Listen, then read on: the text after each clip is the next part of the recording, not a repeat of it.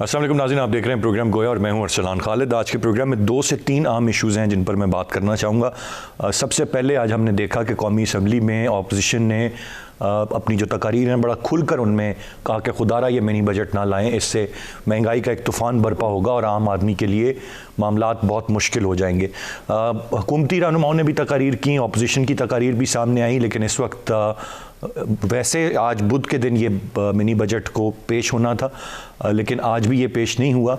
कुछ काबीना की मंजूरी, दीगर मामलात हैं, उसके बाद इस पर शायद किस हद तक बहस होती है नहीं होती है, क्या मामलात हैं ये वक्त बताएगा। लेकिन ये मिनी बजट लाया जा रहा है, गो कि हुकूमती मौक़िफ़ ये है कि इस मिनी बजट से आम आदमी पर, वो आम आदमी का लफ्ज़ इस्तेमाल करते हैं, कोई ख़ास बोझ या मज़ीद टैक्सेस नहीं होंगे या बोझ नहीं पड़ेगा, लेकिन वो किस पर पड़ेगा इसके बारे में कोई नहीं बता रहा। लेकिन ये बजट तैयार कर लिया गया, इसने पेश होना है और इस पर अपोजिशन की तनकीद है। तो मैं चाहूँगा हम इस मामले पर बात करें। दूसरा, हमने देखा कौमी सलामती पॉलिसी का मामला, सेनेट में आज उस पर बहस रही और उस पर अपोजिशन सरापा एहतजाज थी। कौमी सलामती पॉलिसी बना ली, तारीखी कौमी सलामती पॉलिसी है, 1 हफ़्ते का वक्त दिया गया, 1 हफ़्ते के बाद इसे मीडिया के साथ शेयर किया जाएगा। लेकिन अपोजिशन की तनकीद यही है कि इस पर बहस पहले क्यों नहीं की गई। फिर एक सवाल ये भी उठ रहा है कि क्या ये पहली कौमी सलामती पॉलिसी है, क्योंकि हुकूमत ये कह रही है कि ये एक तारीखी मौका है कि मुल्क में पहली मरतबा कौमी सलामती पॉलिसी बनाई गई है, जबकि 2014 में भी नवाज शरीफ साहब के दौरे हुकूमत में भी एक कौमी सलामती पॉलिसी बनाई गई थी। इस दफ़ा इकॉनमी की बात की जा रही है, इकॉनमी को प्रोटेक्ट करने की बात की जा रही है इस कौमी सलामती पॉलिसी में, और ये वो हुकूमत कर रही है जिसके दौर में सबसे बुरा हाल मईशत का हुआ है। तो मैं चाहूँगा इस पर भी हम बात करें। इसके साथ साथ तीसरा और अहम मामला नवाज शरीफ साहब की वापसी का है। अजीब खुदी के बयानात हैं इस हुकूमत के। एक दिन वज़ीर दाखिला जो हैं वो उन्हें टिकट की ऑफ़र करते हैं नवाज शरीफ साहब को, दूसरे दिन वो कहते हैं वो आएँ या ना आएँ कोई फ़र्क नहीं पड़ता। फिर वो कहते हैं कि इस्टेब्लिशमेंट का हमारे सर पर आज भी हाथ है। आज उसकी वजाहत उन्होंने की कि इस्टेब्लिशमेंट हर इलेक्टेड गवर्नमेंट के साथ खड़ी रहेगी। तो ये तमाम तर चीज़ें हैं जो वो कह रहे हैं। बज़ाहिर इस वक्त कहा जा रहा है कि ये एक तशवीश ज़रूर पाई जाती है हुकूमती हलकों में नवाज शरीफ साहब के वापसी के इन बातों के हवाले से, और अगर वो नहीं भी है तो उनके जो बयानात हैं बड़ा वाज़े कर रहे हैं कि कुछ ना कुछ गड़बड़ ज़रूर है इस वक्त, या कुछ ना कुछ ज़रूर हुकूमत इस वक्त सोच रही है। मैं चाहूँगा इस पर भी बात करें। गेस्ट पार्टिसिपेंट्स का तारुफ कराता चलूँ। प्रोग्राम में हमें ज्वाइन कर रहे हैं आमिर इलियास राना साहब, सीनियर सहाफ़ी हैं, सीनियर तज्ज़ियाकार हैं। बहुत शुक्रिया सर आपके वक्त का। मुज़म्मिल सोहरवर्दी साहब हमारे साथ प्रोग्राम में मौजूद हैं, सीनियर तज्ज़ियाकार हैं, कॉलम निगार हैं, और अज़ीम चौधरी साहब हमें प्रोग्राम में कुछ ही देर में ज्वाइन करेंगे, सीनियर तज्ज़ियाकार हैं। राना साहब, गुफ्तगू का आगाज़ आपसे करते हुए सर कैसे देख रहे हैं आप? वज़ीर आज़म साहब आज फरमाते हैं साबिक़ हुक्मरानों ने कर्ज़ लेकर हमें ग़ुलाम बना दिया, अब सूरत हाल ये है कि हमें मज़ीद कर्ज़ लेकर कर्ज़ चुकाना पड़ता है। ये वही वज़ीर आज़म है जो कहते थे मैं ख़ुदकुशी कर लूँगा, कभी IMF के पास नहीं जाऊँगा। फिर इन्हें हुकूमत में आने के बाद पता चला कि हुकूमत के अंदर मामलात क्या है। फिर पहले इनके वज़ीर नहीं गए, फिर बिलाखिर गए, और अब गए तो ऐसे गए कि हर बात मानी जा रही है, हर बात इम्प्लीमेंट की जा रही है। And thanks to IMF by the way कि उन्होंने इस गवर्नमेंट पे ये प्रेशर डाला कि आप इस मामले को ऑर्डिनेंस के ज़रिए नहीं पार्लियामान के थ्रू लेके जाएंगे, अदरवाइज़ तो ये ऑर्डिनेंस के ज़रिए भी इस मिनी बजट को लाना चाहते। कैसे देख रहे हैं सर इस सारे मामले को? अब आपका सवाल मिनी बजट से मुताल्लिक है, तो मैं इसकी करूं बात इस तरीके से कि जब आपने हर चीज़ में गवर्नेंस को निशाना बनाया, आपने जो कहा और आपने उस पर अमल नहीं किया, तो फिर ये तो होना ही था। आप आए थे कि आप 3 गुना 4 गुना टैक्सेस इकट्ठे कर लेंगे, आप नहीं कर सके। देखें, जब PMLN की गवर्नमेंट आई थी, जब हम मुवाजना करते हैं तो उस वक्त दहशतगर्दी अपने उरूज पे थी और इस मुल्क में एनर्जी नाम की कोई चीज़ मौजूद नहीं थी। 18-16 घंटे की लोड शेडिंग आम थी जी। तो जब वो गवर्नमेंट गई तो एनर्जी क्राइसिस ख़त्म हो चुका था, दहशतगर्दी ख़त्म हो चुकी हुई थी, और एक ऐसा मुल्क आपके हवाले हुआ जहाँ पे आप सिर्फ कर्ज़ों की बात कर सकते हैं। आपके पास 3.5 साल हो रहे हैं, आप अब भी वही बात कह रहे हैं कि हमें कर्ज़ों में डूबा हुआ मुल्क मिला। किस हुकूमत को कर्ज़ों में डूबा हुआ मुल्क नहीं मिला? शुरू से ही हम ऐसे हैं, हर हुकूमत कर्ज़े लेती है, आखिरी सालों में ज़्यादा लेती है और नई गवर्नमेंट मुश्किल में होती है और फिर उसको अपनी पॉलिसियों के मुताबिक चलाना होता है। आपको मैं याद करा दूं कि जब नवाज शरीफ की गवर्नमेंट आई और पीपल्स पार्टी की गवर्नमेंट जब 50% तनख्वाहों में इजाफा सरकारी मुलाजमीन का करके गई थी और उनका ख्याल था कि दूध शहद की नहरें बहा दी हैं तो हम इलेक्शन भी जीत जाएंगे, तो वो ख़जाना उस वक्त भी खाली था। तो उस वक्त जो शाह अब्दुल्ला थे सऊदी अरब के, उन्होंने $1.5 अरब पाकिस्तान की हुकूमत को, मैं पाकिस्तान की हुकूमत का नाम ले रहा हूँ, नवाज शरीफ का नहीं ले रहा, कि उसकी हुकूमत के दौर में उस ख़जाने में गिफ्ट दिया उन्होंने। और जब इमरान खान साहब आए तो मिलिट्री डिप्लोमेसी के तहत जनरल बाजवा $3 अरब लेके आए, जो जैसे अब आए हैं दूसरी दफ़ा उनसे, और यूएई से भी आए, लेकिन वो गिफ्ट नहीं था, उनके ऊपर एक फ़िक्स सूद की शरह मुकर्रर थी। और पिछली दफ़ा से ज़्यादा अब इस दफ़ा सख्त शराइत के साथ आया है कि अगर आप 4-5 जगह पे लिखा है फ़लाँ सूरत में डिफ़ॉल्ट कर गए, फ़लाँ सूरत में डिफ़ॉल्ट कर गए, तो 72 घंटों में आप हमें ये हमारे डॉलर वापस करेंगे। क्योंकि ये सिर्फ आपकी मईशत में वो जो जिसको काउंट करते हुए हमारी हुकूमत के तर्जुमान थकते नहीं, इतने अरब डॉलर, उसमें ये वो डॉलर 3 अरब भी शामिल हैं जिसका एक फ़िक्स सूद भी आपको देना है। आपको एक रियायती निरखों पे कि जी बाद में आप पैसे दे देंगे। ऑयल पहले भी मिला था, अब भी आपको उन्होंने अनाउंस किया है। होना ये चाहिए था कि जब आप कहते हैं कि वो चोर और डकैत थे, अगर वो मईशत ठीक कर गए थे, दहशतगर्दी ख़त्म कर गए थे, यहाँ पे एनर्जी ठीक हो गई थी, तो आपको तो मुल्क को बहुत आगे लेके जाना चाहिए था। आप तो कह रहे थे कि हमारे पास पॉलिसी साज हैं, 22 साल से हम जिद्दोजहद कर रहे हैं और हमारे पास एक्सपर्ट्स हैं। सबसे पहला एक्सपर्ट था असद उमर जी, जो वज़ीर ख़जाना हुकूमत बनने से पहले नामज़द थे, और वो आ गए। लेकिन चूँकि आपने दावे इतने बड़े किए हुए थे, जो आप भी अभी दोहरा रहे थे कि मैं खुदकुशी कर लूँगा, IMF के पास नहीं जाऊँगा, तो इमरान खान साहब को उनके सारे बयानात हर चीज़ में उनके गले पड़े। और पिछले साल जब कोरोना पे एक ब्रीफिंग में बात हुई, लेकिन राना साहब बात यह आपने बड़ा तफसील से सारी सूरत-ए-हाल आपने मुझे बता दी। छोटी सी बात कर दूं, छोटी सी बात एक और कर दूं अरसलान। तो उनसे पूछा कि आपका बड़ा फेलुअर क्या है आप समझते हैं, तो उन्होंने कहा हमारा IMF के पास देर से जाना। अब आप बताएं कि जो हुकूमत हर साल बाद, 2 साल बाद, 3 साल बाद एतराफ़ ही यही करती है कि फ़लाँ फ़ैसला हमने लेट कर दिया, फ़लाँ फैसला, तो भाई फिर आप गवर्नेंस कौन सी कर रहे हैं? फिर आप दूसरों को इल्ज़ाम क्यों देते हैं कि अगर आप फैसला ही नहीं कर सकते? राइटली सेट सर, ये सारी सूरत हाल है। मुजम्मिल साहब की जाने में बढ़ूंगा। मुजम्मिल साहब, एक तरफ तो ये कहा जाता है कि मुल्क दिवालिया होने के करीब था जब हमें मिला, तो आप सारा का सारा मलबा भी इस हुकूमत पर नहीं डाल सकते, लेकिन दूसरी जानिब आप क्या ये हुकूमत भी सारा का सारा मलबा, हर चीज़ में जो फेलियर है उसका मलबा माजी की हुकूमतों या उनकी पॉलिसीज़ पर ही डालती रहेगी, या कभी ये रिस्पॉन्सिबिलिटी भी लेंगे किसी चीज़ की? और बज़ाहिर इंडिकेटर्स अब ये बता रहे हैं कि 2 साल में भी ये को मईशत को बहुत बेहतर सहारा नहीं दे पाएंगे, इसको बेहतर नहीं कर पाएंगे। सो एक मुश्किल में घिरी हुई हुकूमत है हर तरफ से। मैं समझता हूँ कि एक तो मुश्किल में घिरा होना कोई इतनी बड़ी बात नहीं है। अल्लाह में जब मुश्किलें देता है तो फिर उन्हें हल करने की सलाहियत भी देता है। वो कहते हैं मुश्किलें इतनी पड़ी कि आसान हो गई। सवाल हुकूमत की कैपेसिटी का है, सवाल हुकूमत की विल का है कि क्या वो इस क्राइसिस को हल करने की कोई विल या कोई कैपेसिटी रखती है। हमें नज़र आना चाहिए कि हुकूमत अगर किसी मंझधार में फंसी हुई है और वो उस मंझधार से निकलने की कोशिश कर रही है तो उम्मीद का दामन ज़रूर हाथ में रहता है। मसलन अगर लोड शेडिंग थी है और हमें लगे कि बिजली के प्लांट लग रहे हैं तो उम्मीद पैदा हो जाती है 3 साल तक ख़त्म हो जाएगी, 2 साल तक ख़त्म हो जाएगी। अगर कोई अमन अमान का मसला है और हम देखें कि ऑपरेशन रद्दुल फसाद चल रहा है, ज़रब मोमन चल रहा है, ज़रब अदब चल रहा है, तो हमें उम्मीद रहती है कि जी ख़त्म हो जाएगी। एक जो प्रॉब्लम का होना एक और बात है और प्रॉब्लम को ख़त्म करने के लिए या उसको हैंडल करने के लिए स्टेप्स एक और चीज़ है। लेकिन जब आपको नज़र आए कि हुकूमत कोई कदम नहीं उठा रही, हुकूमत की कोई सिमत नहीं है, हुकूमत के पास कोई रोड मैप नहीं है, कोई पॉलिसी नहीं है, तो वो ज़्यादा ख़तरनाक बात है मेरे नज़दीक। बहरान का होना कोई इतनी ख़तरनाक बात नहीं है। बहरान से निपटने की सलाहियत ना होना और उससे निपटने की हिकमत अमली ना होना एक ख़तरनाक बात है। मसलन IMF के पास जाना बुरी बात नहीं है, IMF से डील करने की कैपेसिटी ना होना बुरी बात है। रुपए की कदर सब हुकूमतों ने काम की, लेकिन उसकी डॉलर मैनेजमेंट, रुपया मैनेजमेंट करना भी एक काम है। आप स्टेट बैंक को खुद मुख्तारी भी दे रहे हैं, ठीक है, बहुत से माशी माहिरीन उसके हक में भी हैं कि हुकूमत स्टेट बैंक को बहुत मिसयूज़ भी करती है और बहुत सारे माशी मसाइल की वजह हुकूमत के स्टेट बैंक को मिसयूज़ करना है। लेकिन हुकूमत के पास क्या ऐसा कोई मैकेनिज़्म है कि वो आइंदा से अगर स्टेट बैंक को मिसयूज़ नहीं करेगी तो मुल्क कैसे चलेगा? तो मेरे नज़दीक ज़्यादा बड़ी बात यह है कि हुकूमत अपने किसी फाइनेंशियल रोड मैप के साथ और फाइनेंशियल हिकमत हिकमत अमली के साथ और कैपेसिटी के साथ 3.5 साल बाद भी सामने नहीं आ सकती है। देखिए, टीम बदल देना तो कोई हिकमत अमली नहीं है। आपने असद उमर बदला, आप हफीज शेख ले आए, आपने हफीज शेख बदला, आप हमाद अजहर ले आए, आपने हमाद अजहर बदला, आप शौकत तरीन ले आए, आप शौकत तरीन बदल लेंगे, आप किसी और को ले आएंगे, लेकिन ये मसले का हल नहीं है।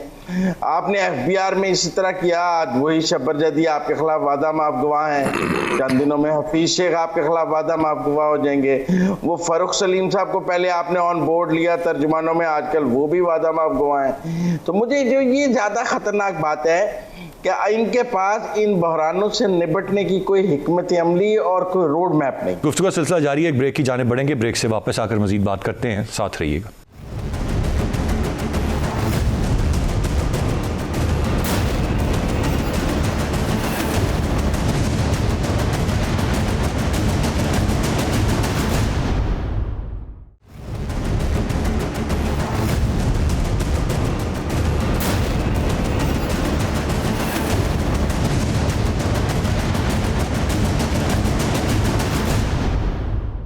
Welcome back. राना साहब, आपसे जानना चाहूँगा, रोड मैप नहीं है ये तो बड़ा मुजम्मिल साहब ने वाजे कर दिया। मुझे हिकमत अमली एक तो है इनके पास, वो हिकमत अमली ये थी कि ये बुरा भला कहते रहे, जो इक़्तिदार की जमातें रही थीं मुसलसल उनको और यूँ इक़्तिदार हासिल कर लिए। अब इक़्तिदार में आकर भी हिकमत अमली ये तो है कि मुसलसल बुरा कहते रहें और इल्ज़ाम डालते रहें माजी की हुकूमतों पर। इसके अलावा भी कोई हिकमत अमली है या बज़ाहिर तो यही स्ट्रैटेजी नज़र आ रही है? And for how long it can work sir? देखिए ना, बात यही है कि काम कर कौन सा रहे हैं और कैसे हो रहा है, क्योंकि हर चीज़ में डंग टपा हुआ है कि कोई दाव लग जाए किसी तरीके से। जैसे वो स्टार्ट में आए, मतलब जब वो कराची के समुंदर से जी, ऑफशोर से जी, गैस और तेल के दुनिया भर के ज़खायर निकलने वाले हैं। ठीक है, उम्मीद अच्छी रखनी चाहिए, दुआ भी करनी चाहिए। एक दफ़ा कह दें तो पूरी कौम को उसी पे लगा दिया, कुछ भी नहीं निकला। अब आप बताएं कि इस तरीके से हुकूमतें नहीं चला करती। आप तेल गैस की तलाश नहीं, आपके पास यहाँ पे गैस मौजूद नहीं है, बाहर से आप गैस के मुआहिदों को पहले गंदा करते हैं कि चोर हैं। कतर गवर्नमेंट को इल्ज़ाम लगा दिया कि जी सारे शाहिद खाकान और नवाज शरीफ के साथ पैसे बना लिए, जबकि वो G2G मुआहिदा था। अच्छा, जब वो महंगी ले ली, बहुत ले ली, तो अब इस दफ़ा जब गैस नहीं आई तो कहते हैं जी वो देखे ना, वो डिफ़ॉल्ट कर गया कतर, वो गैस नहीं दे रहा, वो LNG दे ही नहीं रहा, हमने तो उनसे कहा था। भाई आपने उन्हें चोर भी कह दिया, सब कुछ कह दिया, जैसे चाइना की गवर्नमेंट को कहा। फिर जब उन्होंने दबाया तो अब समझ नहीं आ रही कि वो फिर लगा देते ना एहसन इकबाल पे रेफरेंस कि उसने कमीशन भी खाया और सखर कराची, सखर मुल्तान मोटरवे में पैसे खाए हैं, जिसमें चाइना ने खुद ठेके भी खुद दिए, बनाई भी खुद। उसमें भी इल्ज़ाम लग गया कि प्लानिंग मिनिस्टर पैसे खा गए। इन लोगों के पास सिवाय इल्ज़ाम लगाने की कोई पॉलिसी, प्लानिंग नाम की चीज़ नहीं है। प्राइम मिनिस्टर के साथ जब ये मीडिया तर्जुमान बैठते हैं, उन्होंने सबसे ज़्यादा मीटिंग्स बाय द वे या इस पर किया कि मैंने नोटिस ले लिया, या अपने तर्जुमानों के से किया, और उसके अंदर अपोजिशन की बैशिंग के प्लान बने। अगर इतने प्लान किसी भी तरीके से ये गवर्नमेंट को चलाने के लिए थे, देखिए शहबाज शरीफ और जरदारी साहब, ये दो शख्सियात हैं जिन्होंने पार्लियामेंट के अंदर उन्हें मिसाक मईशत की ऑफ़र की। लेकिन मैं ना मानूँ, ज़िद मेरी है कि मैंने तो इनके साथ बैठना नहीं, ये चोर हैं, ये डकैत हैं। अच्छा भाई, जो साहूकार आप लेके आए हैं और बड़े ज़बरदस्त किस्म के आपके दाएं बाएं वो सारे के सारे जो कंटेनर पे थे, वो इस वक्त वजारतों में हैं या वजारतों के मुशीर बने हुए हैं, तो वो नाबुओं ने काम क्यों नहीं किया आपका अब तक? 3.5 साल गुजर गए, आप मलाइन करने के अलावा आपके क्रेडिट पे कुछ नहीं। मतलब कोई पॉलिसी, किसी हिकमत अमली का नाम हो तो आप कहेंगे ना कि जी इनकी ये थी, हाँ बिगड़ गई बात, बनी नहीं बात, वो चले थे। और अब शायद आपका अगला सेगमेंट है इसके ऊपर। जी जी बिल्कुल, कि ये जो हम पूरी माशी तौर पे अपने आप को गिरवी रखने जा रहे हैं IMF के सामने, तो इसीलिए दूसरा डिक्टेट करता है ना कि बेगर्स आर नॉट चूजर्स। हमारे पास तो वही है जो सोशल मीडिया पे इस वक्त शाह महमूद कुरैशी टांग पे टांग रख के और जूते का मुंह सऊदी सफ़ीर की तरफ रख के बैठे हैं।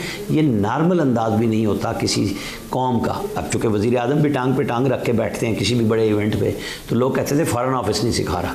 तो फ़ॉरेन ऑफिस के जो मदारुल मुहाम हैं शाह महमूद कुरैशी साहब, जो वहाँ पर डील ऐसे करते हैं कि नहीं वो वज़ीर आज़म है फ़ॉरेन ऑफिस के, वज़ीर ख़ारजा नहीं है, उन्होंने भी यही रवैया रखा है। तो ये जब राइटली सेड राना साहब, पॉइंट वेल टेकन। मैं ज़रा चॉइस साहब ने हमें ज्वाइन कर लिया, उनको शामिल गुफ्तगू करूँ, फिर हम बढ़ेंगे कौमी सलामती पॉलिसी के मामले पर। चॉइस साहब, मिनी बजट की बात है इस वक्त और अपोजिशन की शदीद तनकीद है, लेकिन मिनी बजट लाना है, इसके अलावा कोई चारा नहीं है इस गवर्नमेंट के पास। मज़ीद टैक्सेस बढ़ेंगे, वो कहते हैं आम आदमी मुतासर नहीं होगा।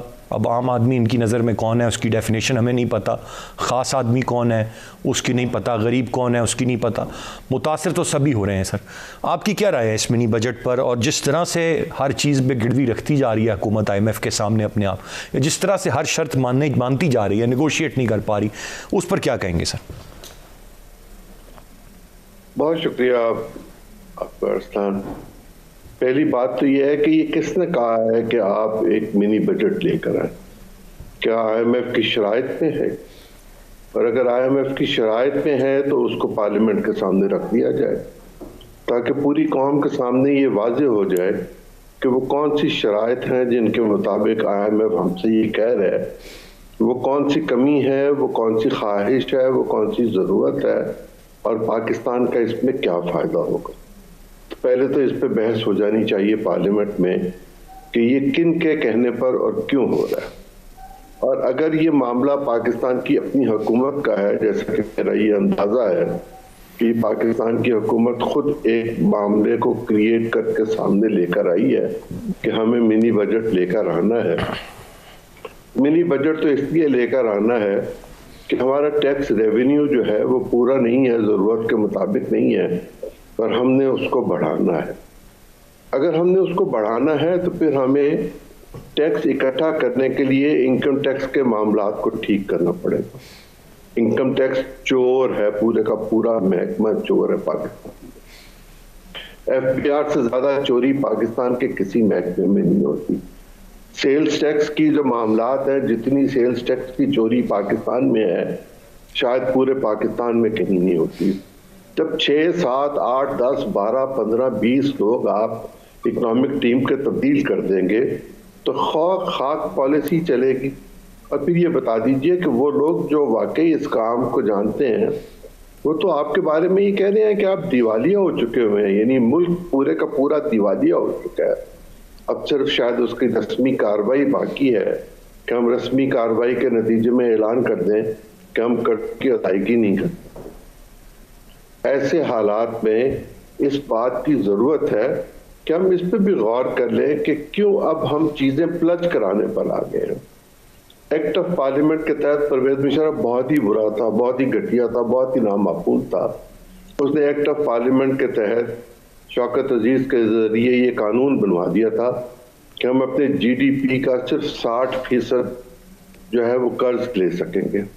इस वक्त 107% के करीब हम कर्ज ले रहे हैं अपने GDP का, यानी हम जो कमाएंगे सारे साल में उसमें मजीद 7% डाल के हम कर्ज की अदायगी कर रहे होंगे, सूद और कर्ज के समेत। तो पाकिस्तान के लोगों के पास फाके, गुर्बत, दवाई, बीमारी के अलावा कुछ बचेगा नहीं। पाकिस्तान के हुक्मरान इस बात की तरफ तवज्जो नहीं दे रहे कि पाकिस्तान में करप्शन जिसको ये ख़त्म करने आए थे उसमें इजाफा हो चुका हुआ है। गली कूचे में से लेकर बड़े ऐवानों तक ये बात सुनने में आती है, और ख़ास तौर पर पंजाब में तो बहुत ही ज़्यादा बात सुनने को आती है कि करप्शन किस तरह है। कोई काम बगैर पैसे के पाकिस्तान में हो नहीं रहा, रेवेन्यू बढ़ नहीं रहा। हम बिजली की कीमत बढ़ाते हैं, गैस हमारे पास है नहीं, पेट्रोल हमारे पास है नहीं, खाने का तेल हमारे पास है नहीं, दवाइयाँ भी हम जो कंपनियाँ यहाँ फार्मास्यूटिकल कंपनीज काम कर रहे हैं उनको हमने इस बात का पाबंद नहीं किया कि वो रॉ मटेरियल यहाँ पैदा करेंगे। हम रॉ मटेरियल या इंडिया से लेते हैं या चाइना से लेते हैं, और वो भी दुबई में इकट्ठा होता है और दुबई से नई इनवॉइस आती है और उसके मुताबिक वो महंगी होती हैं। जो दवाइयों का हाल है, जो दालों का हाल है, जो तेल का हाल है, इंसानों का तेल निकाल दिया, बाकी इस हुकूमत ने क्या छोड़ना है। मेरा ये ख्याल है कि हम अपनी सॉवरेनिटी को बिल्कुल गिरवी डालने जा रहे हैं। और अभी थोड़ी देर पहले असेंबली में ख्वाजा आसिफ ने ये कहा कि इसके नतीजे में पाकिस्तान का न्यूक्लियर का कॉम्प्रोमाइज़ होगा, 2 साल में हो, 4 साल में हो, 5 साल में हो। अगर कोलंबो की पोर्ट चाइना कब्जा कर सकता है इसलिए कि वो प्लज हुई हुई थी उनके पास कर्जे के नतीजे में, तो हमारी उनसे कोई रिश्तेदारी तो नहीं है ना। अब तो मुआशियात की जंग। साहब, अगर ये हुकूमत इतनी पुअर परफॉर्मेंस दे रही है तो कुछ और हल्के तो होंगे ना जिनको इस मामले में शदीद कंसर्न होगा।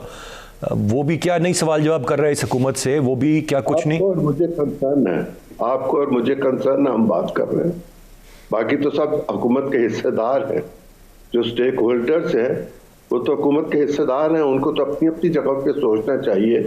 ये जो मोईद यूसुफ साहब पॉलिसी लेकर आए हैं जिस पर आप बाद में बात करेंगे, तो मैं अपनी गुजारिश आपके सामने बिल्कुल सही सर, चौथा पॉइंट आ गया। मैं एक ब्रेक की जाने बढ़ूंगा, ब्रेक से वापस आकर हम बात करते हैं जी इस कौमी सलामती पॉलिसी पे। ये मिनी बजट हो या ये पॉलिसी हो, ये गो के बहुत सारी चीज़ें हैं जो इस पॉलिसी में हैं, और फिर यकीनन ये अब तक शेयर नहीं हुई। इसका मुसवदा सेनेट में भी आज पेश नहीं हुआ, अपोजिशन ने एहतजाज किया। लेकिन जो एक चीज़ हम सुन रहे हैं या मोईद यूसुफ साहब अपनी प्रेस कॉन्फ्रेंसेस में बता रहे हैं, वो इकनॉमिक सिक्योरिटी की बात कर रहे हैं। अभी हमने बहुत तफसील से इकनॉमिक सिचुएशन पर बात कर ली, तीनों मौज़ूज़ मेहमानों ने अपनी राय का इजहार कर दिया है। अब इकनॉमिक सिक्योरिटी क्या होगी ऐसे में, और फिर अदरवाइज़ हमारी नेशनल सिक्योरिटी पॉलिसी है, तो उसमें अभी एटॉमिक की बात आई, अगर हमारी उसको कॉम्प्रोमाइज़ करना पड़ता है तो फिर हम किस सिमत में जा रहे हैं। और ये क्या एक पॉलिसी, एक मुसवदा बना देने से चीज़ें बेहतर हो जाएंगी, और वो भी तमाम स्टेक होल्डर्स को साथ लिए बगैर, पार्लियामान में बहस कराए बगैर। मैं ब्रेक के बाद इस पर बात करता हूँ, साथ रहिएगा।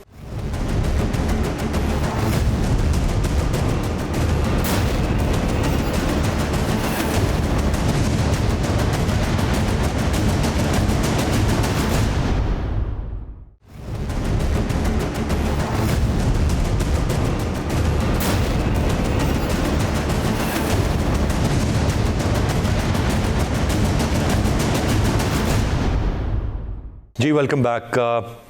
राना साहब, आप ही से आगाज़ कर लेता हूँ, फिर मुजम्मिल साहब की जानिब बढ़ूँगा और फिर चॉइस साहब से राय लेंगे। सर, कौमी सलामती पॉलिसी, इनका हफ्ते का वक्त लगेगा, फिर ये मुझ तक आप तक शायद पहुँचेगी, पार्लियामान में भी ये तभी बहस कराएंगे, लेकिन तारीख साज काम इसको उन्होंने सबसे पहले करार दे दी है। अभी पूरी जो हमने बात की, जो मैशत की बात है, जो इस वक्त इनसे कंट्रोल नहीं हो रही, ऐसे में जो हाईलाइट है इस पॉलिसी की वो बताई जा रही है इकनॉमिक सिक्योरिटी। बाकी तो चीज़ें हैं ही साथ, लेकिन इकनॉमिक सिक्योरिटी, इस पर क्या सर कहेंगे? और जो अपोजिशन का एहतजाज है सेनेट में, वो किस हद तक बजा है? और ये फिर ये कहना कि ये पहली पॉलिसी है, 2014 की नवाज शरीफ साहब की पॉलिसी पर भी बात हो रही थी, उनकी हुकूमत की पॉलिसी पर भी। देखें, जो नेशनल सिक्योरिटी पॉलिसी का फ्रेमवर्क इन्होंने बताया है वो महवर है इंसान, आम आदमी, बकौल मोईद यूसुफ साहब के। ज़ाहिर है पहले सिक्योरिटी का इशू था तो नेशनल एक्शन प्लान बना, मिलिट्री पॉलिसी भी थी, वो पाकिस्तान की सिक्योरिटी पॉलिसी भी थी, और वो ऑल पार्टीज़ कॉन्फ्रेंस में उसका मेन खदोखाल तय किए गए, फिर पार्लियामेंट के ऐवानों में, स्टैंडिंग कमेटियों में बहस हुई, उसके बाद वो नेशनल एक्शन प्लान अप्रूव हुआ, और उसके तहत आइन, कानून, इंतज़ामी इक़दाम सारे के सारे हुए। अब ये जो पॉलिसी बनी है वो 600 मुफक्किरीन जो ज़ाहिर है आलम बाला में पाए जाते हैं, यहाँ इंसानियत के नज़दीक नीचे से पाकिस्तान की, उनके नज़दीक कोई पता नहीं क्या वैल्यू है, कि उनसे इन्होंने मशवरा करके एक ऐसी पॉलिसी दी जिस पे मेरी कई फेडरल सेक्रेटरियों से, जिन्होंने इसके मुसवदे को पढ़ा और वो हंस रहे थे कि इस पॉलिसी से अच्छा NDU और NMC में मुसवदे और सिफारशात मौजूद हैं, ये अच्छे पेपर पे छाप देंगे, ग्लेज पेपर होगा, शानदार कहानी होगी, और ये जनाब बुलेट पॉइंट्स पे प्रेजेंटेशनें हो चुकी हैं, और मोईद यूसुफ साहब ने उस पॉलिसी को ला दिया। ज़ाहिर है ये हुकूमत, वो अमेरिका में ना एक मिसाल दी जाती है कि वो आपस में भी जब कोई स्टेट्स खेलती हैं ना तो वो कहते हैं कि ये इंटरनेशनल मैच है, क्योंकि वो कहते हैं हम पाकिस्तान, दुनिया भर में हम ही तो हैं, दुनिया तो है ही नहीं, तो लिहाजा वो अपने लोगों को मिक्स करने के लिए दुनिया के अंदर जो CNN उनका TV दिखाता है ना, वो वहाँ अमेरिका में नहीं दिखाता, तो वो आपस में स्टेट्स जो मैच खेलती हैं उनको कहते हैं इंटरनेशनल मैच। तो पाकिस्तान को इन्होंने इतना बड़ा मुल्क बना दिया है कि जो भी ये काम करते हैं वो नया होता है। ज़ाहिर है ये गवर्नमेंट है, ये सारे काम नए कर रही है, ये लोगों को तो नहीं पता ना कि नेशनल सिक्योरिटी पॉलिसी क्या होती है। उसके अंदर उस्मान डार साहब का यूथ प्लान भी है, उसके अंदर रोज़गार भी है, कर्ज़े भी हैं, जो जितने सुनामी लेके आई है PTI 3.5 साल में, वो सारी की सारी उसको नेशनल सिक्योरिटी पॉलिसी का नाम दिया गया। ज़ाहिर है आपको इंसान तभी मिला ना जब ये स्टेट बच गई, जब इस मुल्क से दहशतगर्दी पिछली हुकूमत के दौर में, और फिर पीपल्स पार्टी को भी उसका क्रेडिट देंगे कि सवात तो उन्होंने क्लियर करवाया, और ज़ाहिर है क्लियर करने वाली तो मुसल्लह अफवाज होती हैं, लेकिन बांग्लादेश का तजर्बा ये बताता है ना कि जब कौम साथ होती है तो फ़ौजें भी लड़ लेती हैं। वरना रशिया देख लें आप, इकनॉमिक कोलैप्स की सबसे बड़ी मिसाल मौजूद है कि को दुनिया का कौन सा असला था जो उनके पास नहीं था, और जब वो माशी तौर पे कलाश हुए तो वो सारे एटम बम, वो इतनी सेंट्रल एशियन स्टेट बन गई उसकी। अब मैं आपसे भी राना साहब वही सवाल दोहराना चाहूँगा जो मैंने चौधरी साहब से किया था, मैं उस पर आपकी राय जरूर चाहूँगा। जी मैं आ रहा हूँ कि वो जो न्यूक्लियर की बात की, न्यूक्लियर की बात की आपने, सब कुछ किया, तो यहाँ इस मुल्क की बका के लिए ज़रूरी है कि पार्लियामेंट में जो मौजूदा अपोजिशन है उनको ड्यू रिस्पेक्ट दें, उनसे पूछें। वहाँ तो आप बहस नहीं कराते, आप उनसे बात करने के लिए तैयार नहीं हैं। आपने कोई अपने स्टेटस पे नहीं बात करनी। बात यह है कि आप वज़ीर-ए-आज़म बनते हैं तो पार्लियामेंट से बन रहे हैं ना, कौमी असम्बली से, तो वहाँ जो अपोजिशन लीडर है उसका नाम कुछ भी हो, वो अपोजिशन लीडर है, आपको पसंद है नहीं है, आपको उनकी मदद लेनी पड़ती है, लेनी चाहिए। अगर आप नहीं ले रहे तो आप फंस गए ना। जो आज भी यूनुस ढागा, जो उस वक्त सेक्रेटरी फाइनेंस थे असद उमर के साथ, और वो उनका एतराज़ यही था कि जी ये तो मुज़ाकरात जिस तरीके से हो रहे हैं कि IMF के साथ बात करने जा रहा है, वो एक अच्छा नेगोशिएशंस पैकेज लेके आ रहे थे, लेकिन फिर ऑर्डर हुआ कि हफीज़ शेख आ गए हैं और उन्होंने यूनुस ढागा को तस्लीम नहीं किया कि ये शख्स तो पाकिस्तान की बात करता है, तो वो अपने साथ उनको ले आए, बलोच साहब को, जिनको अब उन्होंने वर्ल्ड बैंक में भिजवा दिया, नवीद कामरान बलोच को। तो उस वक्त ये बात हुई थी और आज उन्होंने ट्वीट भी किया कि तो IMF के साथ IMF के मुज़ाकरात हैं, यानी हमारा स्टेट बैंक का गवर्नर उन्हीं का मुलाजिम, और अपने ही जो जिनका वो मुलाजिम है उनके साथ वो क्या नेगोशिएट करेगा, वो क्या करेगा। हाँ, ये ज़रूर हो रहा है कि अब आपका स्टेट बैंक एक ऐसी पावर वो देने जा रही है पार्लियामेंट जो उसकी थी कि जी आप भी नहीं पूछ सकते उसको। मुझे याद है शिबली फराज से पिछले साल भी जब बात हो रही थी, वो कहते नहीं हम ऐसा सिस्टम कर देंगे कि पार्लियामेंट के पास कुव्वत रहेगी। जब आप खुद हाथ कटाएंगे, और यहाँ पे इस वक्त सुओ मोटो पॉलिटिकली पहले तो बहुत हुए, साकिब निसार साहब ने हर चीज़ पे उठते बैठते पॉलिटिकली इशूज़ के ऊपर सुओ मोटो लिए, तो जस्टिस गुलजार साहब का अब 1 महीना तकरीबन रह गया है। मेरा ख्याल है चीफ जस्टिस साहब को जाते हुए कम से कम इस इशू पे बुला लेना चाहिए कि भैया आप ये करने क्या जा रहे हैं, कुछ तो कर जाए ना। तकरीरों के साथ साथ आप अमली तौर पे केस को अपने सामने लगाएं, वरना फिर कुछ हाल नहीं है हमारा। हमारे पास तो कुछ पहले ही कुछ नहीं है। 230 रुपए के डॉलर की पेशिंग गोई होने जा रही है इस वक्त। राइटली सेट सर, बिल्कुल ये सुन रहे हैं और ये सबके लिए बहुत परेशान कन है। मुजम्मिल साहब, आपसे जानना चाहूँगा सर, आप कैसे देख रहे हैं कौमी सलामती पॉलिसी? DGIS की तरफ से आज जो ट्वीट है वो कौमी सलामती पॉलिसी उभरते चैलेंज से निपटने के लिए नागुज़ीर है। नो डाउट ये नागुज़ीर है, पॉलिसी होनी भी चाहिए, पर पॉलिसी पर अमल पैरा होने के बाद आप इसे को कारनामा करार दे सकते हैं। यहाँ पर बज़ाहिर हुकूमत सिर्फ पॉलिसी बनाने को बहुत बड़ा कारनामा करार दे रही है कि जी जो हमने एक ड्राफ्ट मुसवदा तैयार कर लिया, ये हमारी अचीवमेंट है। अब उसके चीज़ें फॉलो कैसे होंगी, तमाम तर चीज़ें इंश्योर आप करेंगे, ये सवाल है, वो करते हुए बज़ाहिर नज़र नहीं आ रहे। क्या राय होगी सर? देखिए, कोई भी कौमी सलामती की पॉलिसी कोई भी हुकूमत यकतरफा सोलो फ्लाइट पर नहीं बना सकती, उसके साथ पूरी पॉलिटिकल विल होनी नागुज़ीर है। हमने माजी में देखा है कि जब भी पॉलिटिकल विल साथ हुई है तो ही सिक्योरिटी पॉलिसी कामयाब हुई है। अगर पॉलिटिकल विल साथ ना हो तो हमने देखा है कि फ़ौजें भी कामयाब नहीं होती। अगर तो हुकूमत समझती है कि उसकी सोलो फ्लाइट से कोई सिक्योरिटी पॉलिसी, कोई इकनॉमिक पॉलिसी कामयाब हो सकती है, मैं नहीं मानता। मेरे ख्याल में जब तक पाकिस्तान की तमाम सियासी क़ुव्वतें उस पर मुत्तफ़िक नहीं होंगी, उनका उसके साथ ताउन नहीं होगा, हमायत नहीं होगी, कोई भी सिक्योरिटी और इकनॉमिक पॉलिसी कामयाब नहीं हो सकती। माजी में हमने देखा कि जब APS का वाक़या हुआ तो बेशक इमरान खान साहब ने कंटेनर लगाया हुआ था बाहर, उन्हें प्राइम मिनिस्टर हाउस बुलाया गया और बिठाकर उनके साथ मिलकर नेशनल एक्शन प्लान बनाया गया। वरना हुकूमत कह सकती थी कि पहले इस्तीफे तो वापस लें, पहले आप पार्लियामेंट को माने फिर हम। लेकिन उनको, उस हुकूमत को ये पता था कि अगर इमरान खान भी माइनस होगा तो नेशनल एक्शन प्लान नहीं चल सकता, तो इसलिए उनको साथ बिठाया गया। और मैं समझता हूँ कि ये सोलो फ्लाइट कोई सिक्योरिटी पॉलिसी नहीं बना सकती। सिक्योरिटी इत्तेहाद में है, यकजहती में है, मुश्किल फैसले मिलकर करने में है। कोई तनहा नहीं कोई आदमी किसी भी मुल्क की सिक्योरिटी का ज़ामन हो सकता है। कौम मिलकर इत्तेहाद से मुत्तहिद होकर सिक्योरिटी के, आज भी हम इकोनॉमिक क्राइसिस से निकलने की बात करें, मुश्किल फैसले करने हैं कौम ने। जब तक सब इकट्ठे बैठकर नहीं करेंगे कैसे हो सकते हैं? फर्ज कर लें हम फैसला करते हैं कि मुल्क के पास कुछ नहीं है, जिसके पास जो है वो आधा मुल्क को दे दे, तो ये फैसला कोई हुकूमत एक तरफा कर सकती है?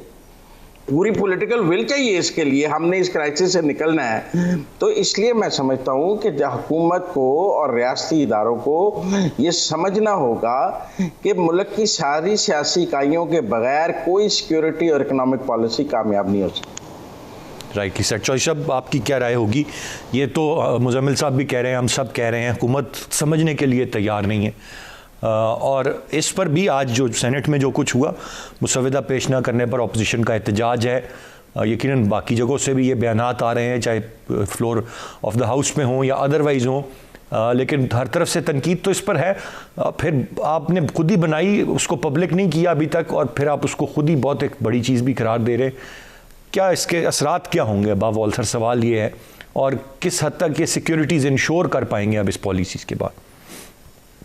एक अच्छी हुकूमत का ये काम होता है कि अगर उसने कोई पॉलिसी बनानी है तो वो मुख्तलिफ लोगों से, मुख्तलिफ इदारों से, पार्लियामेंट से, पार्लियामेंट की कमेटियों में ले जाकर राय तलब करती है, और उस राय के नतीजे में एक मसवदा तैयार होता है जिसको सर्कुलेट किया जाता है, और फिर उसमें तरामीम आ जाती हैं, जिसके नतीजे में हुकूमत के पास गाइडलाइंस मौजूद होती हैं कि इस पर पॉलिसी को अब मुरतब कर लिया जाए तो इख्तलाफ राय नहीं होगा।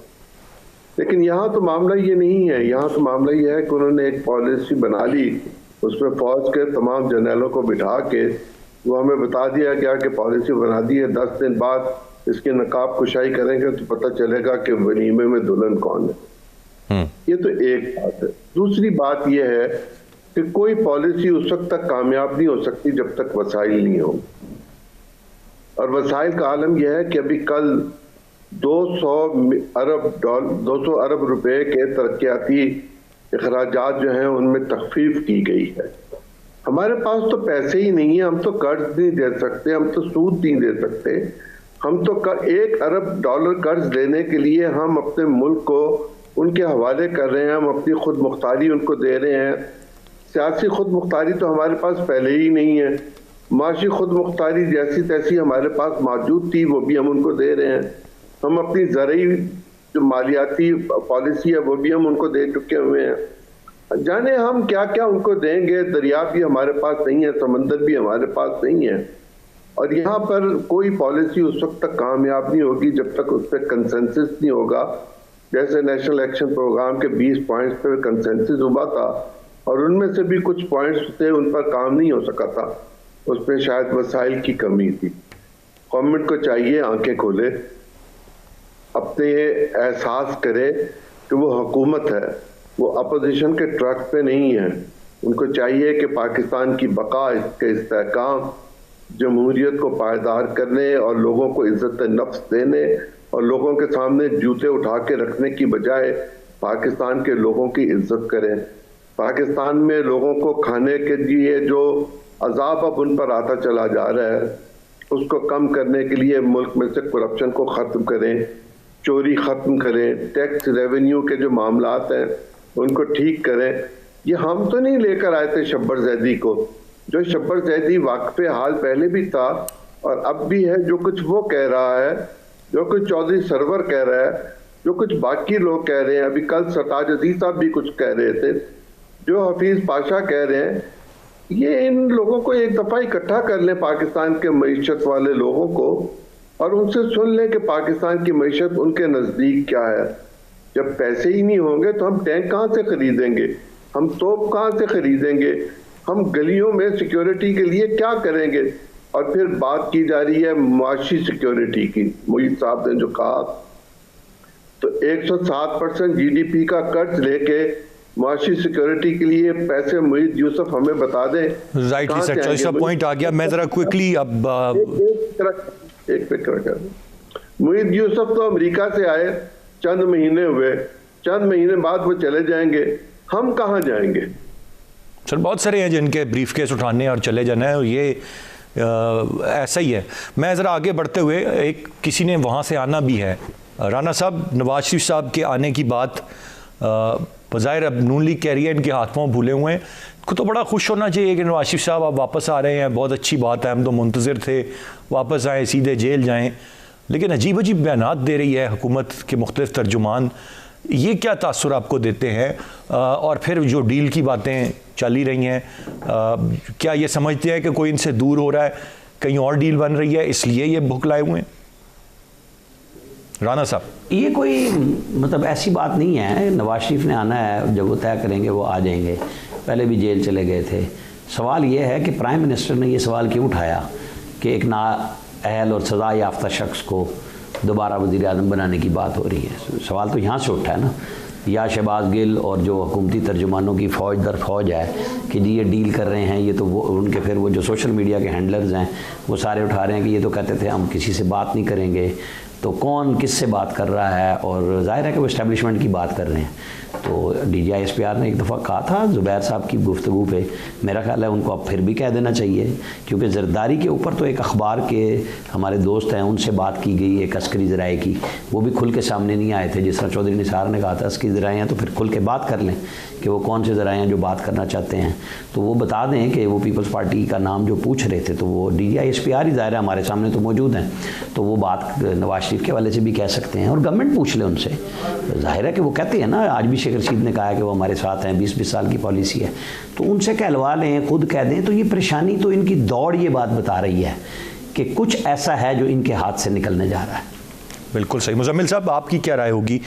कुछ वाकई ऐसा है जो हाथ से निकलने जा रहा है, या एक नेचुरली जिस तरह वहाँ पर एक उनके वीज़े का इशू हुआ, वो अपील में हैं और इवेंचुअली ज़ाहिर है कुछ नहीं होता तो ही हैज़ टू कम बैक, उसको बड़ा ग्लोरीफाई कर रही है पाकिस्तान मुस्लिम नवाज?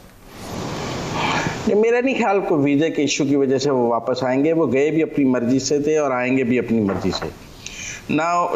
उन्होंने खुद जाने का फैसला किया, उन्होंने जाने के रास्ते बना लिए। उन्होंने आने का फैसला करना है, वो आने के रास्ते बना लेंगे।